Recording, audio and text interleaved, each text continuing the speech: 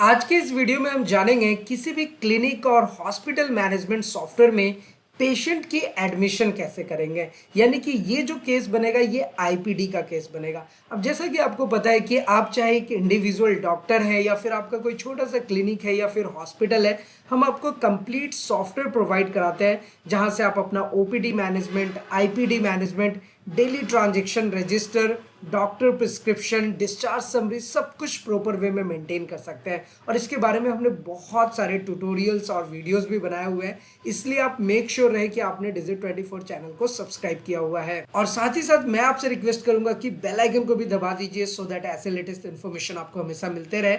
आप जैसे कि देख ही सकते हैं कि हर एक बिजनेस के लिए, हर एक इंडस्ट्री के लिए हम अलग अलग सॉफ्टवेयर प्रोवाइड कराते हैं। जैसे कि अगर आपका बैटरी और इन्वर्टर का काम है तो उसके लिए अलग कस्टमाइज सॉफ्टवेयर देते हैं। आपका फार्मेसी स्टोर है तो वहाँ पर purchase entry, sale entry, items entry, stock, sale expiry, breakage सब कुछ कैसे मेंटेन करेंगे वो बताते हैं।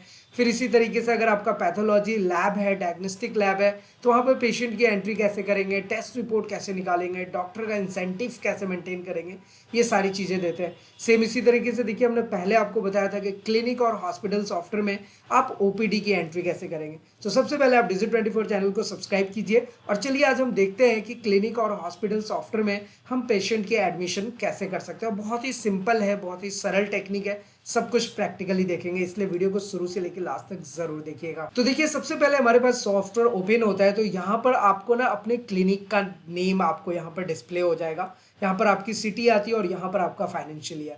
बस हमें कुछ नहीं करना होता, इस पे जैसे ही डबल क्लिक करेंगे हमारे सामने यूजर नेम और पासवर्ड का ऑप्शन आ जाता है। हम यूजर नेम पासवर्ड डालने के बाद सॉफ्टवेयर के डैशबोर्ड में आ जाएंगे और यहाँ पर हमें सारी एंट्रीज वो करनी होती है जो भी हमारे पास रेगुलर क्लिनिक और हॉस्पिटल से रिलेटेड है। तो जैसे कि मैंने प्रीवियस वीडियोस में आपको बताया हुआ है कि यहाँ अगर हम मास्टर सेक्शन में आएंगे तो यहाँ पर हम मेडिसिन का डेटाबेस बना सकते हैं पहले से हर एक ट्रीटमेंट के लिए।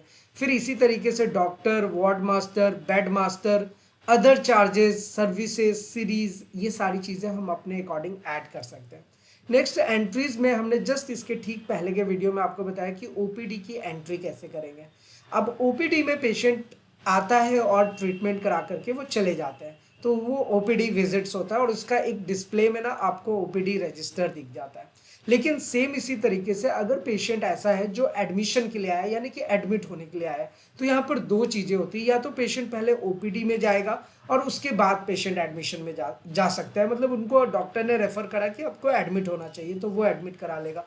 दूसरा पैटर्न ये हो सकता है कि पेशेंट आया और डायरेक्टली वो एडमिशन में जा रहा है तो वो भी हम कर सकते हैं। तो दोनों ऑप्शन आपके पास। तो सबसे पहले अगर आपको पेशेंट को एडमिट करना है, उनका एडमिशन लेना है, तो आपको एंट्रीज में जाना है और पेशेंट एडमिशन पे क्लिक करेंगे। और एक चीज़ ध्यान रहेगा कि जब हम पेशेंट को एडमिट करते हैं तो उनके ऊपर बहुत सारे खर्चे होते हैं, एक्सपेंस होते हैं जिसको रूट ट्रीटमेंट कहते हैं। जैसे कि कोई सर्जरी हुआ, ईसीजी चार्जेस लगे, नर्स चार्जेस लगा, डे केयर चार्जेस लगा, तो वो सब ना रूट ट्रीटमेंट में मेंटेन होता है। और at the end of the day जब पेशेंट जा रहा होता है तो हम उन्हें डिस्चार्ज समरी देते हैं। तो बेसिकली जब पेशेंट आपके पास एडमिट हो रहे हैं तो एडमिशन के टाइम पर क्या है कि जो भी उसके ऊपर एक्सपेंस हो रहा है वो आप रूट ट्रीटमेंट में मैनेज करेंगे। और पेशेंट आपको ऐसा हो सकता है कि बिल 50,000 का बना और पेशेंट ने आपको 20,000 रुपये दिए, तो वो 20,000 का एडजस्टमेंट भी सॉफ्टवेयर में मेंटेन होता है जिसको हम क्विक रिसिप्ट रजिस्टर बोलते हैं।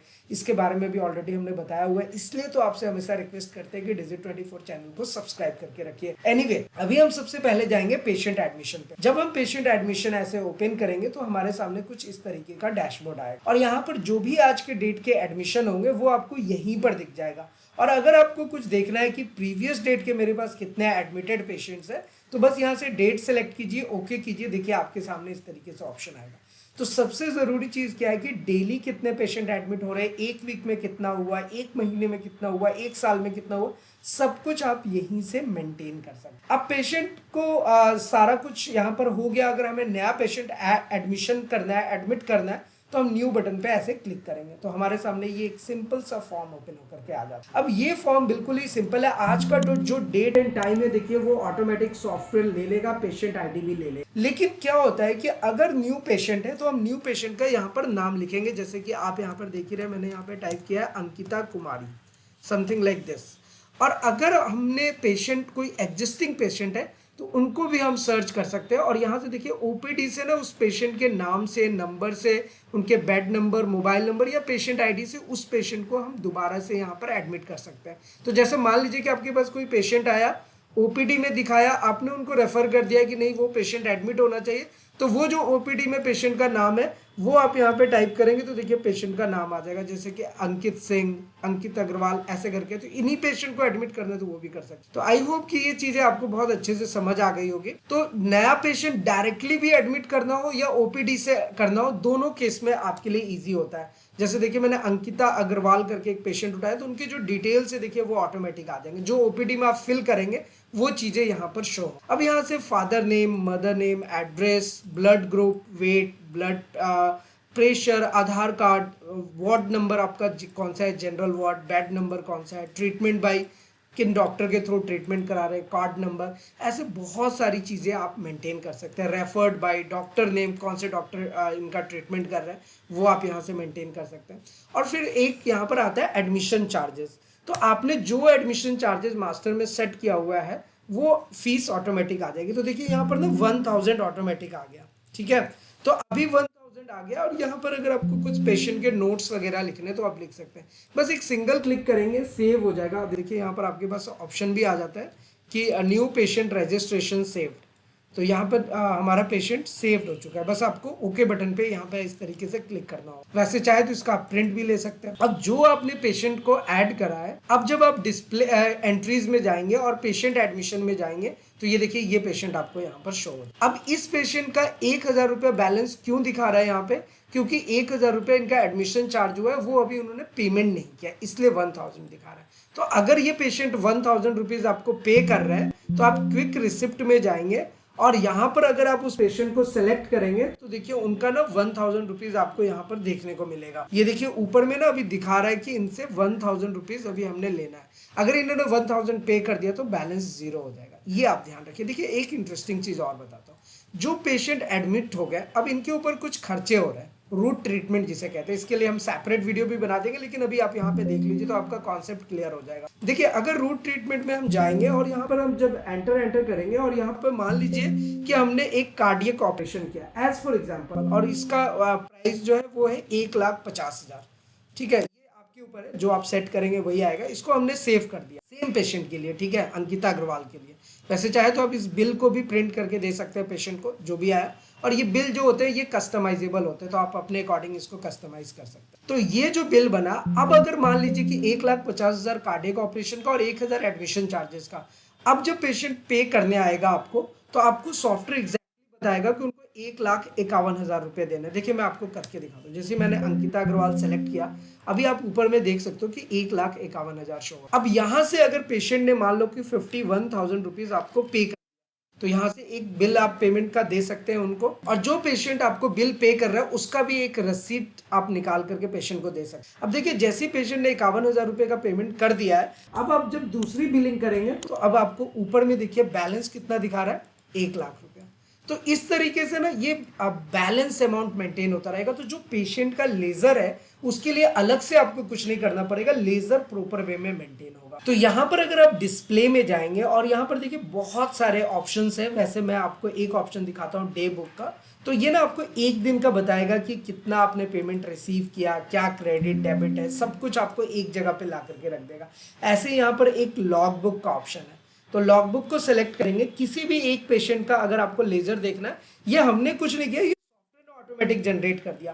तो ये देखिए आपको बता रहा है कि एडमिशन चार्जेस में 1000 लगा था, फिर कार्डियक ऑपरेशन का वाउचर नंबर 8 कटा था 1.5 लाख का, टोटल 1,51,000 हुआ, जिसमें 51,000 पेमेंट किया, 1,00,000 बैलेंस रह गया। देखिए आपको नीचे में भी एग्जैक्ट बताता है कि टोटल कितना है, 1,51,000 कितना उन्होंने पे किया है, 51,000 बैलेंस कितना लेना रहेगा। तो ऐसे ना लेजर जो है वो सॉफ्टवेयर ऑटोमेटिक जनरेट करता है। Statement, T ledger, handy bill wise log, daily balance, monthly summary, interest, net sale, ये सारी चीजें सॉफ्टवेयर ऑटोमेटिक लाएगा। अब जब आपने पेशेंट को एडमिट करना सीख लिया है, रूट ट्रीटमेंट भी आपको समझ आ गया, तो अब जब आप डिस्चार्ज करोगे तो पेशेंट को ना डिस्चार्ज लास्ट में होता है, जब पेशेंट जा रहे होते हैं।